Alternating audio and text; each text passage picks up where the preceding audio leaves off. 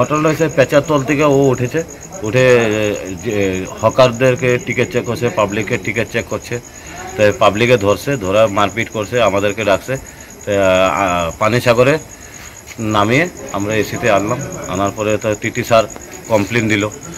Complain দেওয়ার পরে কি হয়েছিল, কি করছিল? ও টিকিট চেক করছিল হকারদেরকে, হকার প্যাসেঞ্জারদেরকে চেক করার পরে প্যাসেঞ্জাররা ওকে মারছে। মারার পরে কোন স্টেশনে ঘটনাটা? এটা হইলো যে পেঁচাতল।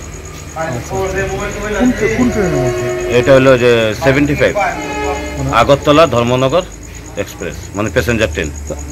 আপনি যখন গেছেন একটু টিটি না? না, অরিজিনাল টিটি না। ও বসে আছে, আমি যখন গেছি ও বসে আছে, ওকে মারছে, পাবলিকে মারতেছে।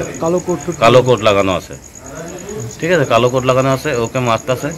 তা আমি জিজ্ঞাসা করলাম যে কি হলো, কইছে ডুপ্লিকেট টিটি।